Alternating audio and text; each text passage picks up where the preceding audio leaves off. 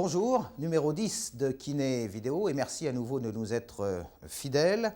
Pour ce nouveau numéro, nous allons ouvrir un dossier spécial. En effet, toute cette heure sera consacrée à l'épaule douloureuse qui, comme son nom l'indique, est un sujet épineux. Pour traiter ce dossier, nous avons fait appel, comme à notre habitude, à des spécialistes que nous avons rencontrés d'une part à l'hôpital de Lyon-Sud et d'autre part dans un centre de rééducation à Hauteville dans l'Ain. Successivement, nous vous présenterons une leçon d'anatomie, l'examen clinique et l'ensemble d'un programme de rééducation de l'épaule. Mais tout d'abord, nous avons demandé au docteur Gilles Walch de nous définir les différentes pathologies de l'épaule douloureuse. Gilles Walch est chirurgien orthopédiste, il est attaché au service du professeur Dejour à l'hôpital de Lyon-Sud donc. Ses travaux sur l'épaule lui ont permis d'acquérir une notoriété tout à fait certaine qui nous a amenés à le rencontrer pour vous. Éliminons, si vous le voulez bien, tout de suite l'épaule instable, qui est un problème spécifique du jeune sportif. Il reste 4 autres entités qui doivent être, à mon avis, bien différenciées.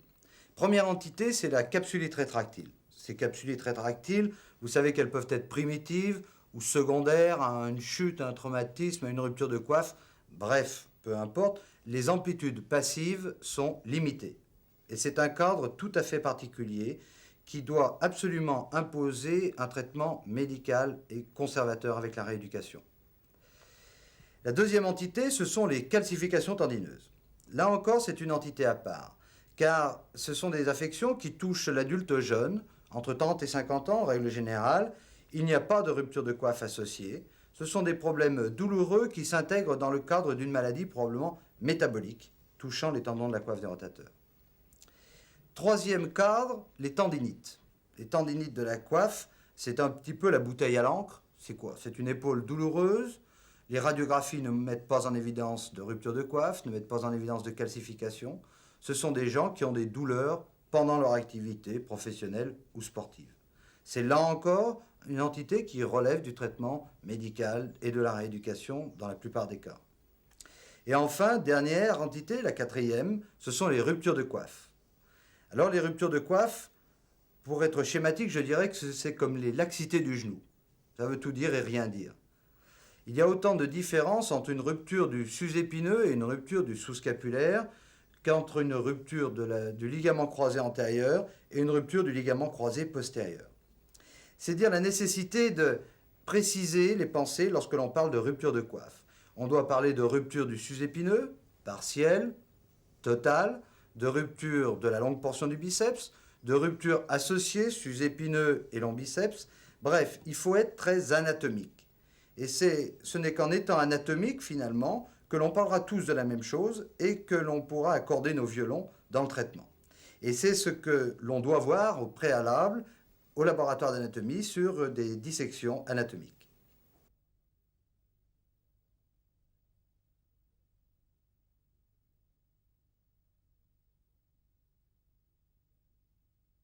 L'objet de cette dissection sera d'étudier l'anatomie et les rapports de la coiffe des rotateurs.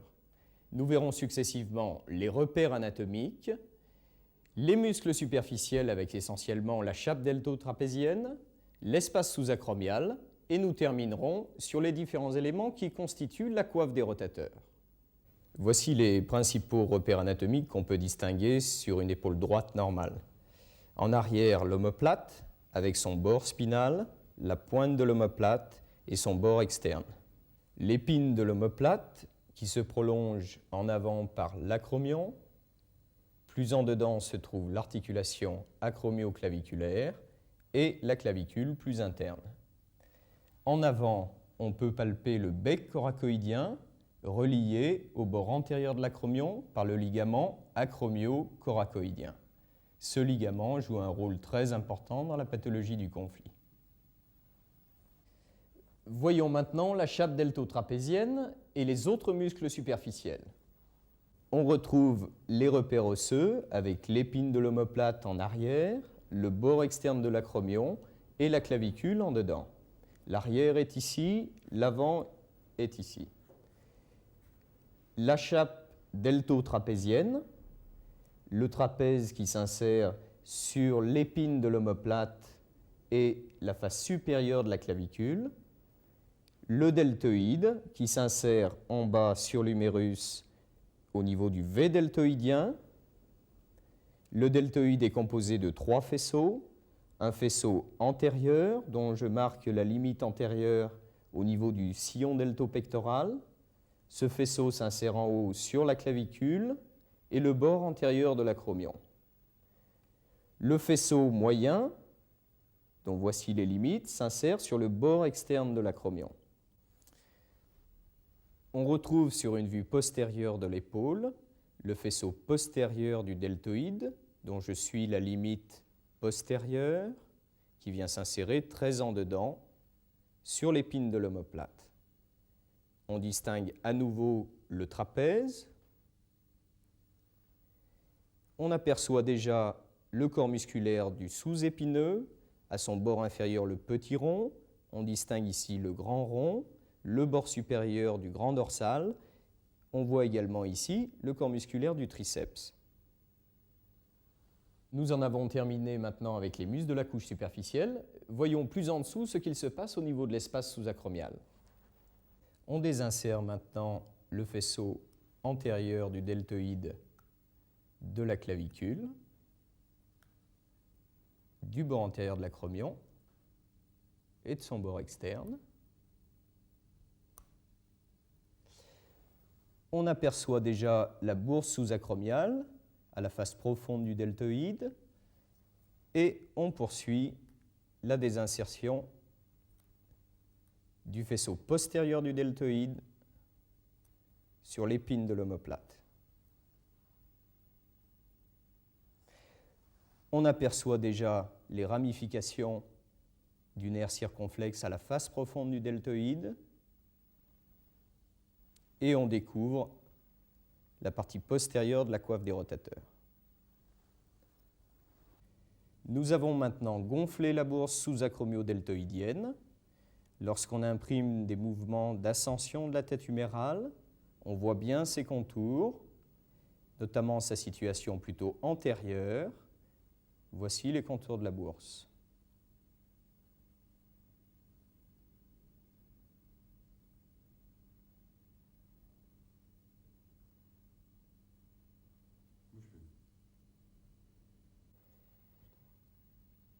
Sur une vue postérieure de l'épaule, on retrouve la face profonde du muscle deltoïde, les ramifications du nerf circonflexe et le tronc du nerf circonflexe qui s'engage à la face inférieure de la capsule articulaire.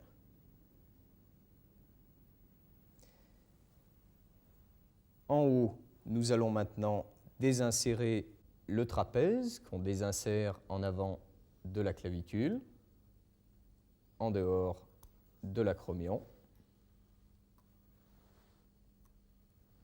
en arrière de l'épine de l'omoplate et on découvre la face superficielle du sus-épineux.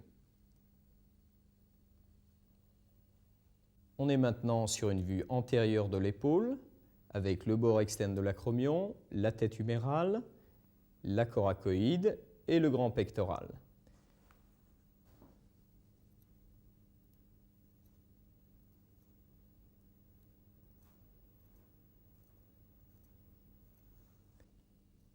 Je désinsère maintenant le faisceau claviculaire du grand pectoral.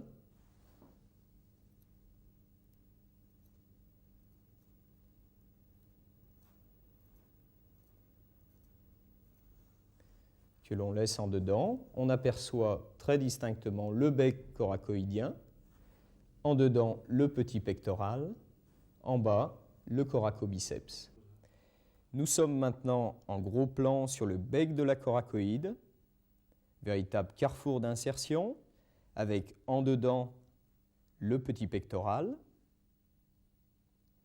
en bas le coracobiceps, en dehors le ligament acromio-coracoïdien. On distingue également au-dessus le ligament trapézoïde qui vient s'insérer à la face inférieure de la clavicule. Plus en dehors, on retrouve l'articulation acromioclaviculaire et sa capsule.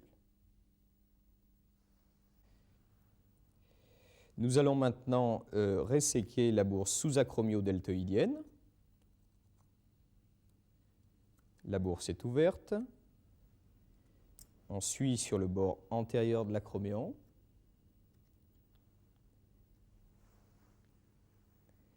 Et je vais dégager le bord inférieur du ligament acromio-coracoïdien jusqu'à la coracoïde en dedans. Nous apercevons déjà la tête humérale. Je poursuis la résection de la bourse sous-acromio-deltoïdienne.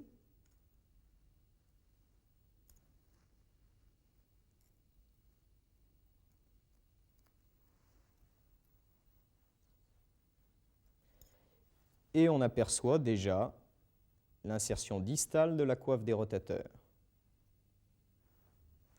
En décoaptant la tête humérale, on distingue parfaitement les tendons de la coiffe des rotateurs. En arrière, le tendon du petit rond et son corps musculaire. Juste au-dessus, le sous-épineux avec son tendon parfaitement délimité et son corps musculaire dans la fosse sous-épineuse. Au-dessus, lorsqu'on se met en rotation externe, on distingue le tendon du sus-épineux et son corps musculaire plus interne dans la fosse sus-épineuse. En avant, le sous-scapulaire qui se tend en rotation externe et dont je montre le bord supérieur. Nous allons maintenant voir la pathogénie du conflit sous-acromial.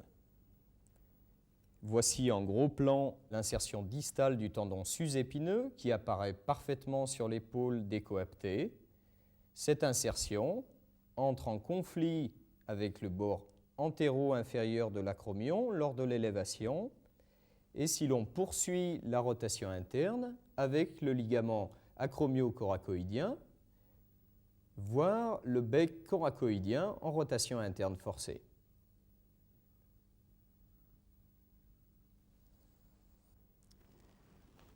Nous sommes à nouveau sur une vue postérieure de l'épaule. Revoici l'épine de l'omoplate, l'acromion et la clavicule. En dessous, la tête humérale. Voici la fosse sus-épineuse. Voici la fosse sous-épineuse. Nous allons maintenant sectionner l'épine de l'omoplate et l'extrémité distale de la clavicule de façon à observer plus précisément les différents tendons de la coiffe des rotateurs. Nous relevons maintenant la voûte acromioclaviculaire pour découvrir la continuité du muscle sus-épineux qui vient s'insérer sur le trochitaire. Nous revoici sur une vue externe de l'épaule avec les plans de coupe de l'épine de l'omoplate en arrière, le plan de coupe de la clavicule en avant.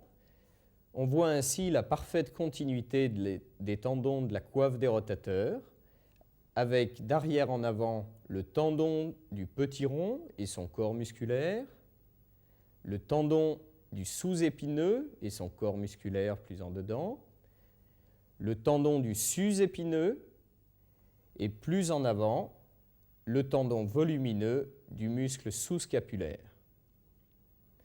Entre le sus-épineux en arrière et le bord supérieur du sous-scapulaire, on distingue un intervalle, l'intervalle de la coiffe des rotateurs, qui est constitué de différents éléments. Nous avons vu les différentes situations qui entraînent un conflit. Nous allons maintenant détailler les différents éléments de l'intervalle de la coiffe des rotateurs. Le bord inférieur du sus-épineux, le bord supérieur du sous-scapulaire le délimite. Nous désinsérons le ligament coraco-huméral qui recouvre cet intervalle et que je récline en dehors.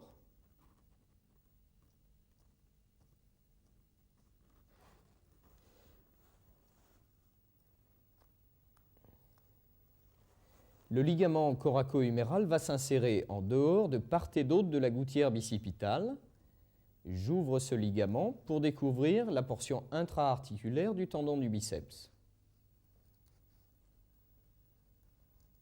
Des ciseaux.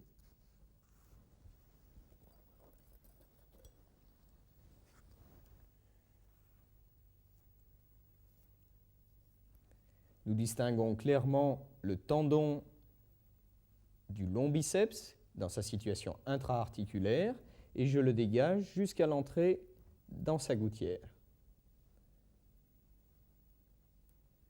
Le tendon du long biceps fait partie intégrante de l'intervalle de la coiffe des rotateurs. Il a un rôle d'abaisseur et de centrage de la tête humérale et fait partie de la coiffe des rotateurs. Nous revoici en gros plan sur l'intervalle de la coiffe des rotateurs. En arrière, le tendon du sus-épineux. En avant, le tendon du sous-scapulaire. On distingue parfaitement le cartilage de la tête humérale, le cartilage de la glène, l'insertion supérieure du tendon du long biceps au pôle supérieur de la glène et son trajet jusque dans la gouttière. En avant du long biceps s'insère le ligament gléno-huméral supérieur qui s'insère distalement à la berge antérieure de la gouttière et qui joue un rôle primordial dans la stabilisation du tendon du biceps. En conclusion, il faut insister sur la parfaite étanchéité de la coiffe des rotateurs avec 5 éléments d'arrière en avant, le petit rond, le sous-épineux, le sus-épineux, le long biceps et le sous-scapulaire. En effet, le long biceps doit être considéré comme un élément à part entière de la coiffe des rotateurs. Les lésions peuvent toucher tous les éléments. Le plus souvent, il s'agit de lésions du sus-épineux, mais l'extension peut se faire soit en avant au niveau de l'intervalle de la coiffe des rotateurs, voire du sous-scapulaire plus bas, ou en arrière, touchant le sous-épineux et le petit rond. Merci donc aux 2 chefs de clinique des hôpitaux de Lyon-Sud et de Reims d'avoir réuni leurs compétences pour nous présenter ce travail de très grande qualité. Après l'anatomie, 2e grand chapitre de ce dossier, l'examen clinique de l'épaule. Cet examen est présenté par le docteur Jean-Pierre Liotard, responsable du service de rééducation de Hauteville dans l'Ain. Il faut savoir que ce centre médical rééduque quelques 200 cas d'épaule par an. Je vais examiner maintenant un patient qui est tout à fait représentatif des pathologies de la coiffe des rotateurs. En effet, ce monsieur a été opéré pour une rupture de la coiffe des rotateurs. Il est en cours de rééducation. Tout au long de son histoire, depuis son accident, avant la chirurgie, après la chirurgie, l'examen clinique de son épaule a cherché à mettre en évidence les 2 aspects fondamentaux des pathologies de la coiffe des rotateurs. D'une part, une limitation des amplitudes articulaires passives, une limitation douloureuse, c'est la capsulite rétractile, et d'autre part, le déficit de sa mobilité active, et c'est l'épaule pseudo-paralytique. Cet examen clinique qui est programmé est toujours le même, et il explore ces 2 versants, la mobilité passive, puis la mobilité active, dans cet ordre. Cet examen clinique nécessite un plan de référence qui soit une table d'examen, le dossier n'étant pas relevé et en l'absence de tout oreiller. Nous commençons donc par l'examen des amplitudes passives. Le patient s'allonge sur la table en veillant à garder un espace suffisant au-dessus de la tête pour les manœuvres. Parfait. L'examen en position couchée dos commence par l'élévation antérieure en débutant toujours par le côté non opéré. L'élévation antérieure passive s'apprécie donc avec la main au-dessus de la tête, la main allant au contact de la table pour le côté non opéré. On passe ensuite du côté opéré. On demande au patient de se décontracter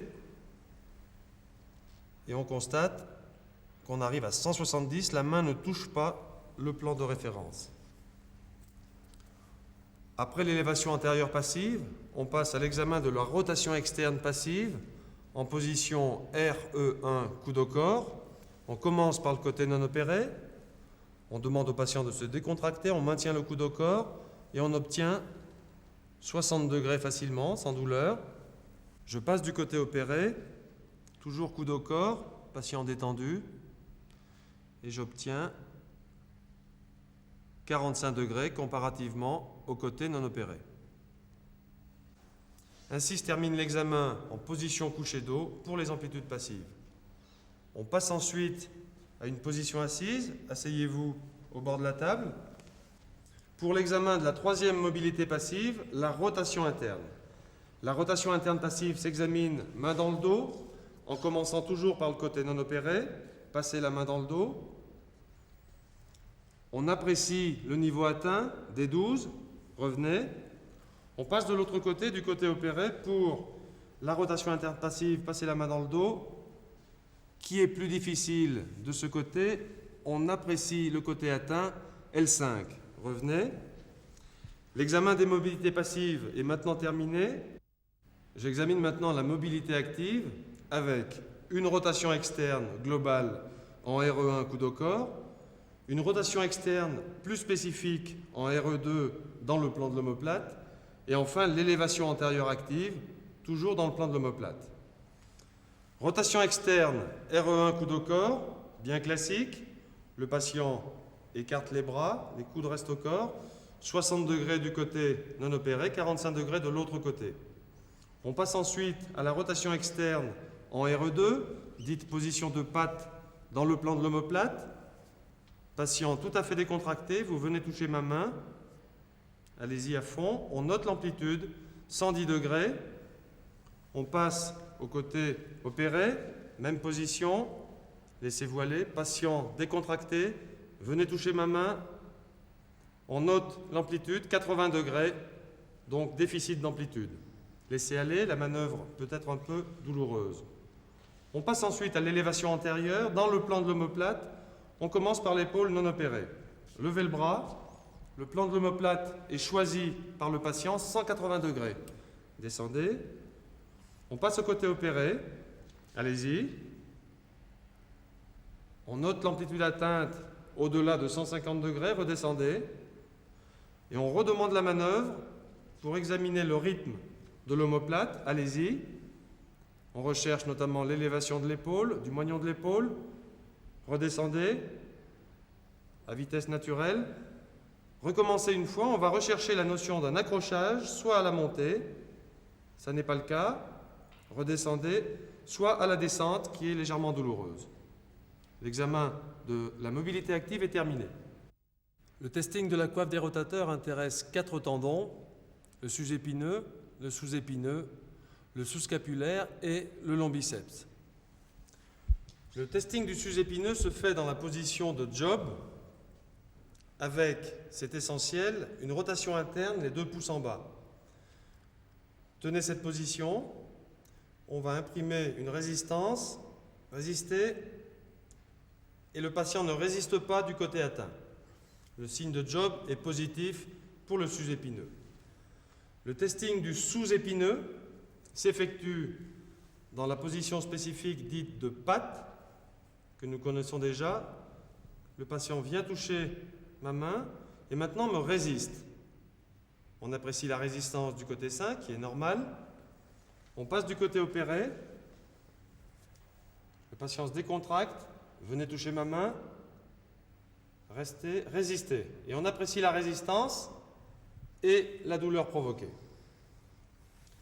Le testing du long biceps se fait dans la position du palm-up test.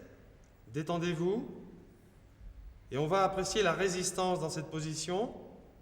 Les mains sont face au ciel. Résistez. On apprécie la résistance du côté sain et l'absence de résistance du côté opéré avec une douleur provoquée. Enfin, le testing du sous-scapulaire s'effectue dans la position dite de Gerbert. On commence par le côté non opéré. Passez la main dans le dos, en bas du dos décontracté, et le patient va décoller la main du dos. Allez-y, revenez, c'est le lift-off. Recommencez, et on apprécie la force et la survenue ou non d'un phénomène douloureux. On passe du côté opéré, main dans le dos, en bas du dos, décontracté.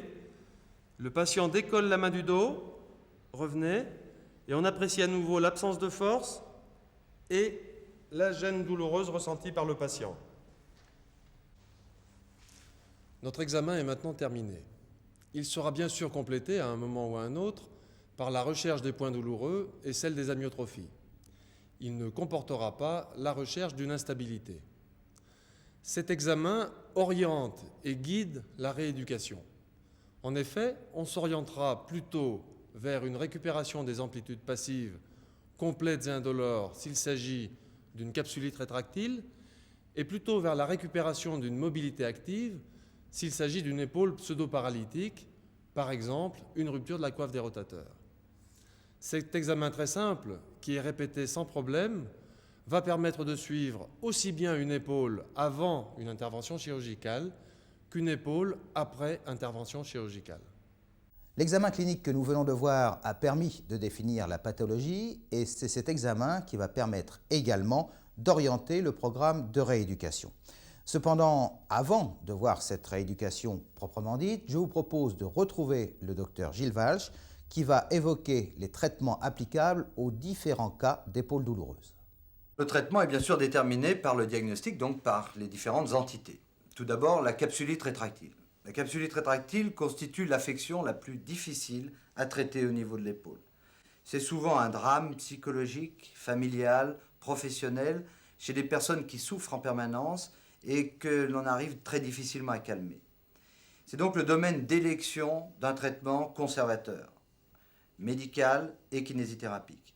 Médical, ce sont les anti-inflammatoires, les infiltrations, les anxiolytiques, les psychotropes, et surtout donc une rééducation. Cette rééducation aura comme objectif de récupérer les amplitudes articulaires passives.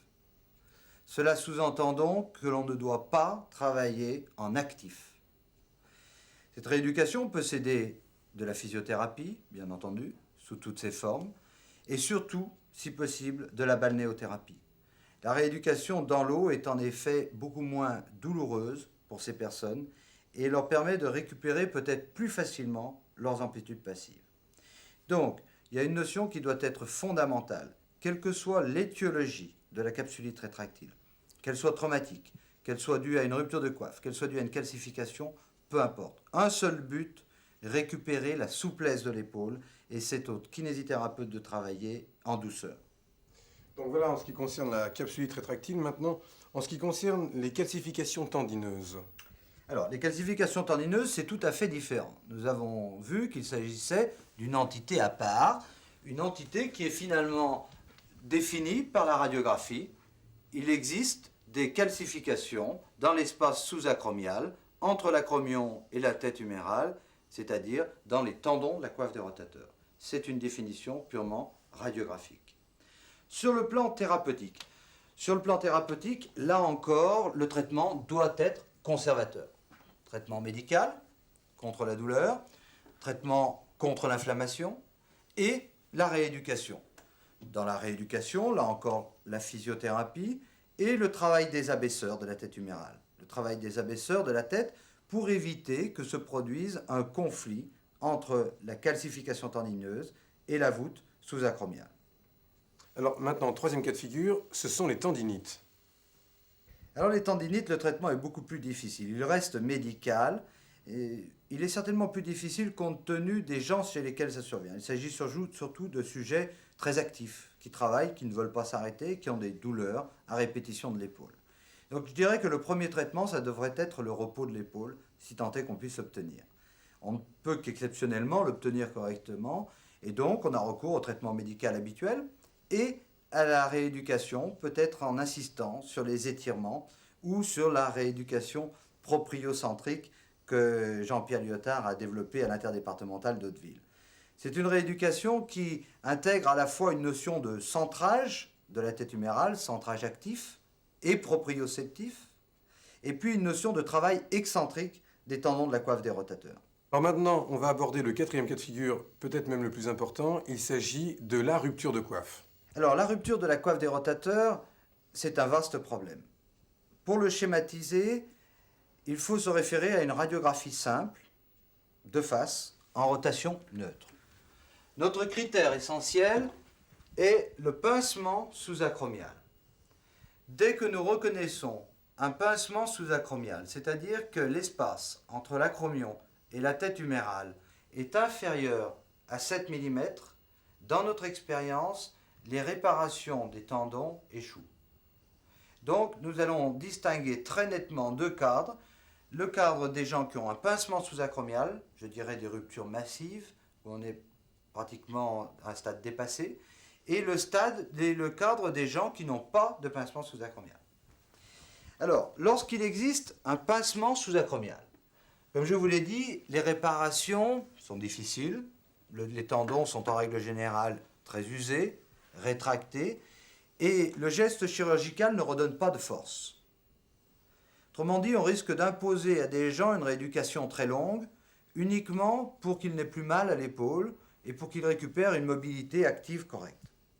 Or, ce résultat, bien souvent, on peut l'obtenir par un simple nettoyage articulaire sous arthroscopie, avec un geste de décompression, tel qu'une acromioplastie, avec des gestes de nettoyage de moignons tendineux restants au niveau des tendons de la coiffe, sus-épineux, long biceps. Bref, des interventions simples sous arthroscopie suffisent en règle générale dans ce cas-là pour obtenir l'indolence, ce que recherchent les sujets. Mais alors, qu'en est-il de ceux qui n'ont pas de pincement sous-acromial? Alors, c'est le cadre le plus intéressant, bien sûr, puisque c'est ceux que l'on peut réparer. En effet, de manière empirique et pragmatique, je dirais que les gens qui n'ont pas ce pincement sous-acromial peuvent subir une réparation chirurgicale relativement facilement. Donc, on peut se permettre de les réparer. Et là, l'indication va dépendre essentiellement de l'âge du sujet. Si on a un sujet jeune, moins de 50 ans, par exemple, l'indication opératoire doit à mon avis être formelle, car ce sont des sujets qui risquent de dégrader petit à petit cette petite rupture qui va se transformer en grosse rupture. Et il vaut mieux réparer un petit trou avec un bon résultat qu'attendre qu'il y ait un grand trou et un pincement sous-acromial que l'on ne sait pas traiter. Donc avant 50 ans, la réparation est à mon avis systématique, chirurgicalement. Après 50 ans, il faut être beaucoup plus éclectique, car on sait en effet qu'on peut vivre, que beaucoup de gens vivent avec une rupture de coiffe bien tolérée. Donc l'indication va dépendre de quoi?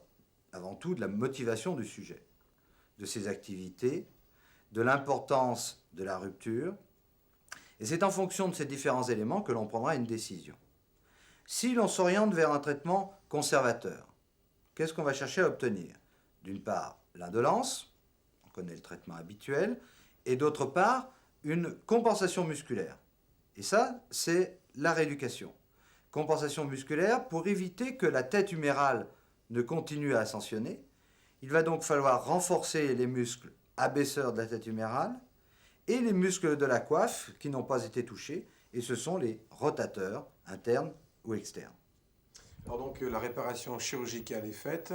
Donc maintenant, il faut quand même continuer à travailler. Et quel est le traitement post-opératoire que l'on peut indiquer?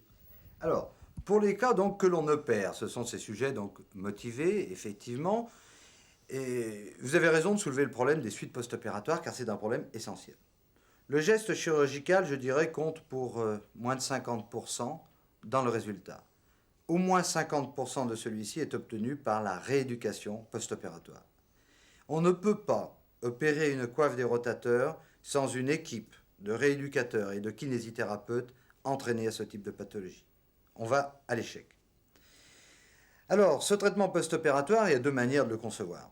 Soit vous avez la possibilité de faire hospitaliser votre patient en centre pendant 3 semaines, où vous allez avoir une rééducation pluriquotidienne, 5 à 6 fois par jour, et ça dure en moyenne 3 semaines. Soit le patient va faire une rééducation en ambulatoire, chez un kinésithérapeute en ville. Les notions de base pendant ces 3 premières semaines, ce sont des exercices très simples, brefs, mais répétés plusieurs fois par jour. Donc le sujet doit prendre conscience de ces exercices à répéter chez lui et à répéter sous la surveillance du kinésithérapeute. Ça, ce sont les 3 premières semaines. Et l'objectif est de récupérer la souplesse de l'épaule, éviter cette fameuse capsulite rétractile. Et on peut admettre qu'au bout de 3 semaines, après ces interventions de réparation, les amplitudes articulaires passives sont récupérées. Et là va commencer un autre type de rééducation qui va être la récupération des amplitudes actives. Et là encore, c'est le domaine de la rééducation que développe Jean-Pierre Lyotard, la rééducation propriocentrique et surtout la rééducation en excentrique, qui consiste à récupérer la mobilité active non pas en concentrique, à partir du bas jusqu'en haut, ce qui fait toujours très mal, mais au contraire, depuis le haut jusqu'au bas, seulement donc pour freiner la descente. C'est un réveil des muscles réparés. Dernier grand chapitre de ce dossier spécial, il s'agit du programme de rééducation. Ce programme a été mis au point par le docteur Jean-Pierre Liotard et l'équipe de kinésithérapeutes du Centre médical interdépartemental de Hauteville dans l'Ain. Mais tout d'abord, Jean-Pierre Liotard nous rappelle l'esprit de ce programme. Alors la première phase, en ce qui nous concerne, ça a été effectivement en 85 de reprendre les bases traditionnelles françaises. Cette rééducation à la française, c'est essentiellement une rééducation qui découle des conceptions nosologiques dites rhumatologiques, et c'est la périarthrite scapulo-humérale de De Sèze. À partir de ces conceptions rhumatologiques, l'essentiel de la rééducation consistait à rechercher des compensations et des voies de passage pour une épaule qui n'était pas chirurgicalement réparée. Et donc en 85, nous avions, comme les autres, ce type de conception en tête. En 85 arrive la deuxième phase de rééducation pour nous, que j'appelle la rééducation à l'américaine. Et cette rééducation à l'américaine dérive d'une autre conception, celle du conflit, qui a été introduite par NIR aux États-Unis. Et cette rééducation a pour nous deux caractéristiques principales. D'une part, il va s'agir d'une rééducation pour une épaule réparée, donc souvent après un acte chirurgical. Et d'autre part, on retrouve une mobilité plus physiologique et non pas comme antérieurement une mobilité de compensation. Et cette mobilité physiologique débouche notamment sur un travail auquel nous tenons beaucoup, qui est le travail de l'élévation dans le plan de l'omoplate. Alors, on peut dire qu'ici, à Hauteville, vous avez encore procédé à une certaine évolution, sans renier l'école américaine. Vous avez évolué en quelque sorte en axant plus votre éducation sur la rééducation du collagène en premier lieu. Alors effectivement, en 88, sur un travail antérieur qu'on effectuait dans la rééducation du genou, nous nous sommes intéressés au collagène à travers un mode de travail particulier en excentrique.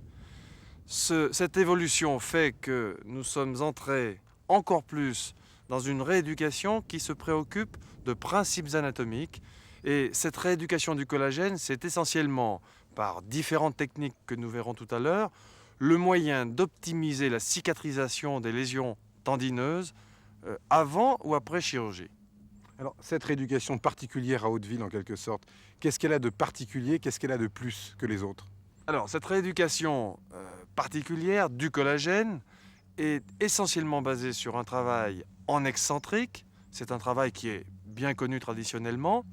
Et je lui ai donné l'appellation de propriocentrique, car elle me semble recouvrir deux préoccupations essentielles vis-à-vis de la rééducation de l'épaule: se soucier des capacités proprioceptives des tendons de la coiffe des rotateurs d'une part, et d'autre part se soucier du centrage de la tête humérale qui est un impératif absolu dans la rééducation de l'épaule. Alors pratiquement, comment ça se passe?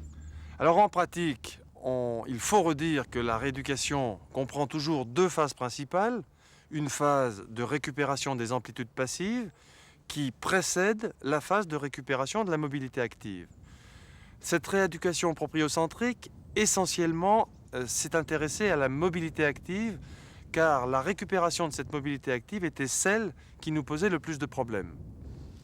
On a donc mis au point un travail en excentrique, et je crois que le plus simple pour introduire ce principe, c'est de dire qu'au lieu de récupérer une élévation antérieure traditionnelle de bas en haut, nous avons récupéré une élévation antérieure par un travail de haut en bas, donc à l'envers, en excentrique. Et je crois qu'on peut dire très simplement que ce travail est basé sur deux constatations. La première, c'est que lorsqu'on commence à travailler l'élévation antérieure à partir d'une position haute, le tendon du sus épineux est en position courte et donc dans une position de sécurité pour démarrer la rééducation. Et la deuxième chose tout aussi importante, c'est que dans cette position haute, nous inversons la composante ascensionnelle du deltoïde qui est traditionnellement néfaste pour la coiffe en lui donnant une composante abaissante qui nous donne toute sécurité pour démarrer ce travail actif. Situé sur un plateau à 1000 mètres d'altitude, le centre médical interdépartemental de Hauteville accueillait à l'origine des patients atteints de maladies pulmonaires. Aujourd'hui, l'activité de pneumologie s'est largement réduite et le centre médical de Hauteville s'est donc orienté vers d'autres secteurs de soins. Le dynamisme de l'équipe médicale du service de rééducation s'est ainsi étendu à toute la région Rhône-Alpes et chaque année, de plus en plus de patients viennent ici pour effectuer le programme de rééducation de l'épaule. Pour preuve, ce service vient d'ailleurs de passer le cap des 200 cas de rééducation de l'épaule par année.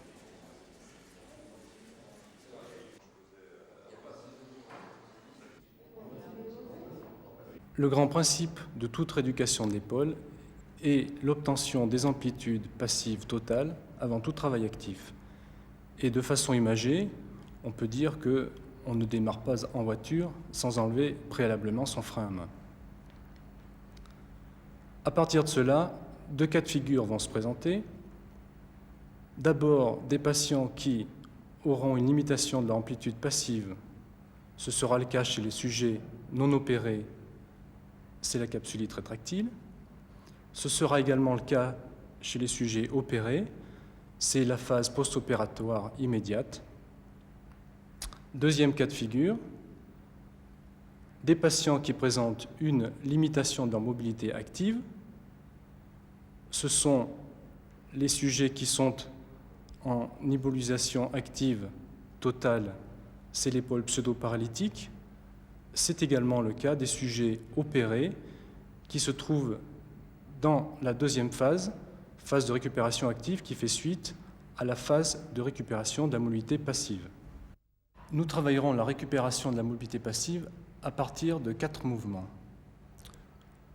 La RE1, ce que nous appelons la RE1, l'élévation antérieure passive, un travail combiné de RE2 et RE3 et un travail également combiné de rotation interne et rétropulsion.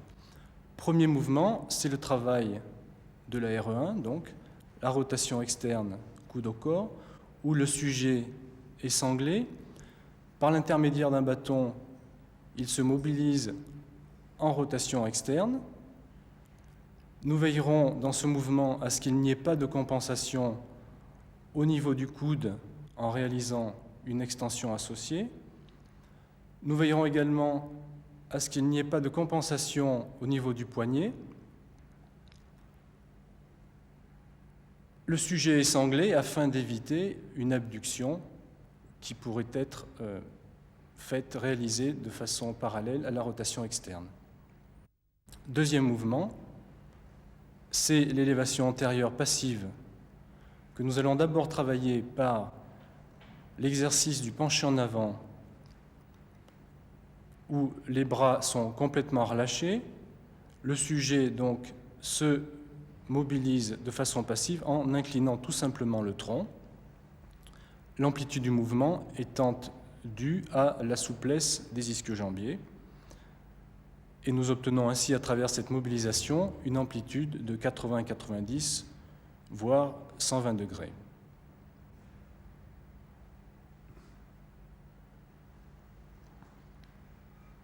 Deuxième mouvement d'élévation antérieure passive, c'est la mobilisation assistée par le kinésithérapeute. Et dans cette phase de mobilisation, la prise est primordiale puisque le bras doit être complètement soutenu. Les mouvements sont contrôlés et principalement le mouvement de rotation afin de trouver le meilleur passage possible pour obtenir la meilleure élévation antérieure possible. Et on a également possibilité, à travers cette prise,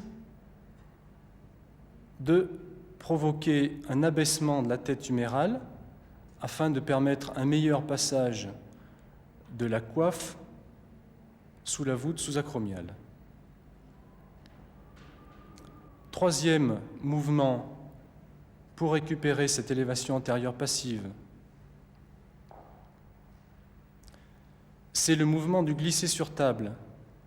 D'abord, mouvement réalisé sur un plan talqué plat où l'amplitude du tronc sera limitée en raison du tronc qui va venir buter sur le bord antérieur de la table. La main est montée de façon passive sur la table et les coudes sont tendus afin de ne pas avoir de sollicitation, et ceci pour les gens opérés, pour ne pas avoir de sollicitation des éléments suturés. Et là, comme pour le penchant en avant, la mobilisation se fait passivement grâce au tronc qui se penche en avant. Dans un souci de progression, nous ferons faire cette mobilisation sur table sur un plan incliné. Ici, plan incliné sur 2 barres où le tronc pourra ainsi passer à travers les barres et permettre une plus grande amplitude. Avec toujours ce souci de passif pur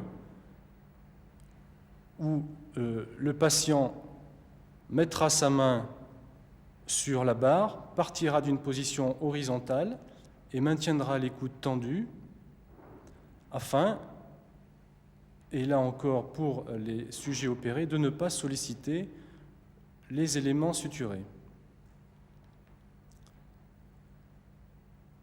Dernière progression pour ces mouvements de glisser sur table, c'est la mobilisation sur des barres parallèles. Cette mobilisation se faisant par conséquent plus près des oreilles et étant beaucoup plus dure que lors des phases précédentes où l'épaule est beaucoup plus dans le plan d'omoplate. Autre exercice pour la récupération de l'élévation antérieure passive, c'est la mobilisation assistée par le sujet lui-même, où le mouvement sera réalisé par l'intermédiaire de l'autre bras.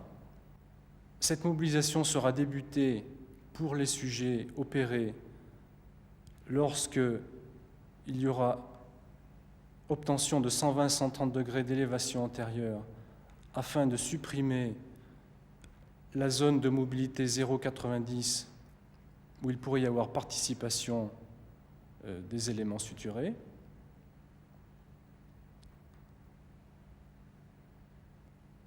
Dans un premier temps, cette mobilisation se fera avec le coude fléchi, la mobilisation se réalisant ainsi dans le plan de l'omoplate, et ensuite le coude tendu pour se retrouver, comme dans la dernière phase de mobilisation sur table, avec le bras plus près des oreilles. Troisième mouvement de récupération des amplitudes passives, c'est le travail combiné de la RE2 et de la RE3. La RE2 étant la rotation externe à 90 degrés d'élévation antérieure passive dans le plan d'omoplate, la RE3 étant la rotation externe à 90 degrés d'élévation antérieure dans un plan sagittal. Cet exercice de la sieste va combiner ces deux mouvements de RE2 et de RE3. Le patient se mobilisera en RE3 en ramenant le coude vers soi et se mobilisera en RE2 en poussant le coude vers le plan horizontal de la table.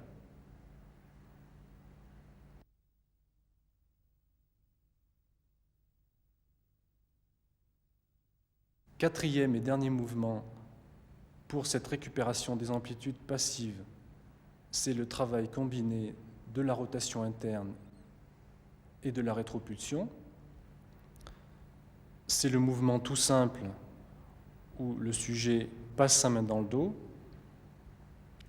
Mouvement important car c'est un mouvement fonctionnel puisqu'il va servir aux gens de se laver et aux femmes d'attacher leur soutien-gorge. Pour permettre un meilleur passage de cette main dans le dos, nous travaillerons spécifiquement la rétropulsion par l'intermédiaire d'un bâton tenu par les deux mains, le mouvement étant réalisé par l'autre bras qui fait levier sur la fesse et qui porte la main en arrière. Lorsque cette rétropulsion et le passage de la main dans le dos sera fait de façon aisée, nous travaillerons la rotation interne rétropulsion. C'est ce mouvement de glisser tout simple dans le dos, mouvement réalisé par l'intermédiaire de l'autre bras, qui mobilise la main de bas en haut le long de la colonne vertébrale. Nous veillerons, lors de cet exercice, à éviter les compensations et notamment les sujets qui se penchent en avant et qui arrondissent le dos. La récupération passive est obtenue. Nous allons passer maintenant au travail actif.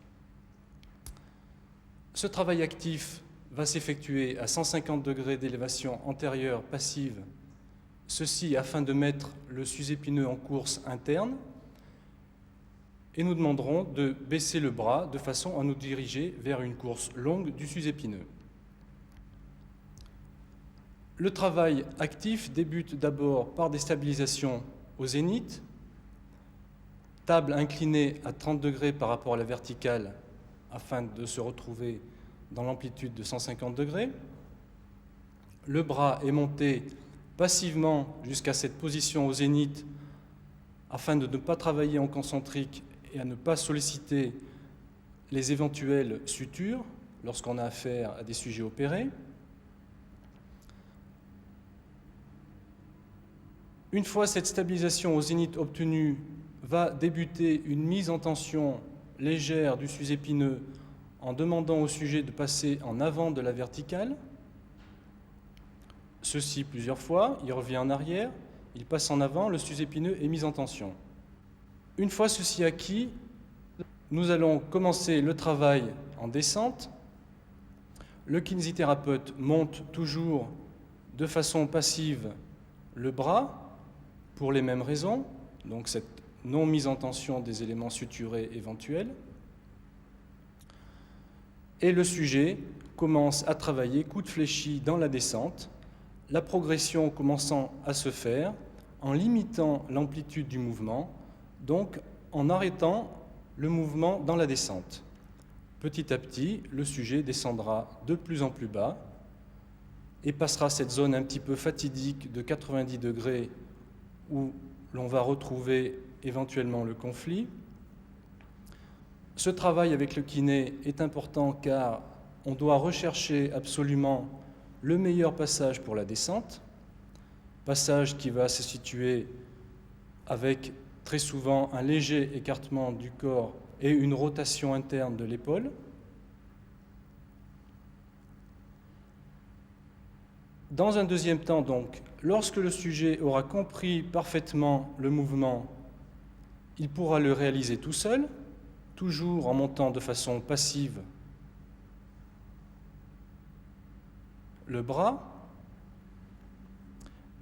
et avec maintenant à visée de progression une notion de vitesse. Plus la vitesse étant lente, plus le temps de contraction étant augmenté. Le bras est monté passivement.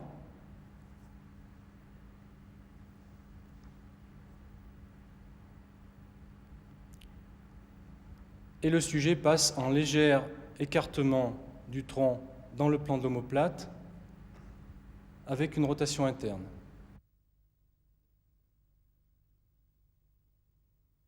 Autre critère de progression, c'est l'augmentation de la charge. Augmentation de la charge qui se fera tout simplement en demandant au sujet de tendre son bras. Au départ, le sujet contrôlait la descente coude fléchi. Petit à petit, il va tendre son coude. Dernier élément de progression, c'est le travail en position debout, donc position fonctionnelle du bras, avec le même travail, montée passive, descente contrôlée, et ces mêmes critères de progression que sont la vitesse, la charge et l'amplitude. Il faut également parler de cas un petit peu particuliers qui sont représentés par les lésions associées du sous-épineux avec un sous-épineux ou des lésions antérieures, mais disons les lésions postérieure, où l'on fera faire un travail électif, une mise en tension électif, toujours en excentrique, du sous-épineux. Ceci en position coude au corps, où l'on partira en course courte du sous-épineux, c'est-à-dire en rotation externe de l'épaule, et où l'on se dirigera vers une course longue, avec également ces critères de progression que sont l'amplitude. Le patient pourra arrêter le mouvement à l'amplitude qu'il voudra. La charge, qui est ici représentée par la mise en tension plus ou moins importante du torchon ou d'une sangle, et également la vitesse, qui représente pour le muscle un temps de travail de plus en plus long. Deuxième cas particulier rencontré dans ce travail actif, ce sont les réparations du sous-scapulaire. Cette rééducation sera un petit peu spécifique pour ce cas-là, puisque nous mettrons en tension sélective le muscle sous-scapulaire, ceci à partir toujours d'une course courte du tendon qui se situe en rotation interne, par conséquent la main sur le ventre, et nous dirigerons vers une course longue du tendon en rotation externe. La charge ici, la résistance, sera mise par l'intermédiaire d'un bâton, la main contralatérale poussant la main vers l'extérieur, et nous retrouverons bien entendu les mêmes critères de progression que sont la vitesse, la charge et l'amplitude. Voilà, c'est donc avec ces méthodes simples mais efficaces que nous allons refermer notre dossier sur l'épaule. Maintenant, comme à l'habitude, une revue de presse. Parmi les récentes parutions, nous en avons sélectionné un certain nombre qui traitent précisément de l'épaule. Revue de presse et puis, vous allez le constater, deux nouveautés pratiques en même temps. Édité par l'ASPEC, voici le tome 2 d'un livre intitulé « Membres supérieurs et thérapie manuelle ». Il s'agit d'un ouvrage traitant de l'approche manuelle des problèmes du membre supérieur. Nous avons surtout été intéressés par le chapitre 3 sur les syndromes du membre supérieur et particulièrement sur le traitement des fascias. Aux éditions Chiron Sport, voici deux ouvrages en réimpression sur les kuatsu, une thérapeutique manuelle de tradition asiatique, technique utilisée comme procédé de réanimation dans la pratique du sport et pour soulager les douleurs. L'auteur, Éric de Winter, médecin et judoka, est décédé il y a quelques années, mais ses ouvrages sont toujours très demandés. Le tome 1 est consacré au kuatsu de réanimation, thérapeutique particulière pour faire face à des situations d'urgence dans les sports de contact. Et le tome 2 propose les techniques pour soulager les douleurs. Il s'agit d'une description des techniques de percussion réflexogène. Pour être plus complet sur l'épaule, signalons la sortie chez Springer Verlag de l'épaule douloureuse dégénérative. Outre les aspects anatomiques et biomécaniques agrémentés de nombreuses photos et schémas, l'aspect clinique permet de démembrer les épaules dégénératives. Notons au passage les tests de force et de stabilité, un chapitre de technologie de rééducation classique et pour finir, quelques techniques chirurgicales. Toujours à propos de l'épaule, signalons la parution chez Frison Roche de Médecine de rééducation de l'épaule douloureuse. Les auteurs Jean-Louis July et Giannino Vitti ont écrit ce livre d'après un plan de travail établi par Didier Patte, spécialiste de l'épaule disparu prématurément. Dans cet ouvrage, nous retrouvons là aussi l'aspect anatomique et biomécanique, l'examen clinique et une intéressante fiche d'examen. Enfin, pour terminer cette revue de presse, nous vous signalons la sortie chez Masson d'un livre intitulé « Traumatologie du sport ». Il est signé par Danowski et Chanusso. Présenté comme un atlas illustré de schémas, ce livre est une explication simple pour une compréhension rapide et une approche thérapeutique basée sur l'expérience des auteurs. Parmi les nouveautés pratiques, voici le goniomètre de Philippe Labrique. Cet appareil présente la particularité de pouvoir être pincé une fois que l'on a relevé la mesure d'angle. On peut également mesurer par rapport à la verticale qui ainsi donne la position de référence. D'un côté, le cadran vous donne l'amplitude articulaire et de l'autre côté, l'angle complémentaire. À signaler que cet appareil est distribué par la boutique Kiné Vidéo. Et puis voici un moulage grandeur nature de l'épaule qui reproduit fidèlement les os. Les ligaments également sont représentés dans cet ensemble fonctionnel. Ce moulage permettra aux médecins, comme aux kinésithérapeutes d'ailleurs, d'expliquer aux patients la pathologie qui les concerne. Voilà, fin de ce 10e numéro de Kiné Vidéo. Nous espérons que vous avez apprécié cette formule du dossier spécial. En tout cas, n'hésitez pas à nous le faire savoir. Vous allez voir l'adresse et le numéro de téléphone apparaître sur votre écran. Dans un trimestre, retour à la formule habituelle, le magazine, mais nous reprendrons, si vous le souhaitez, ces dossiers spéciaux. Rendez-vous donc dans 3 mois.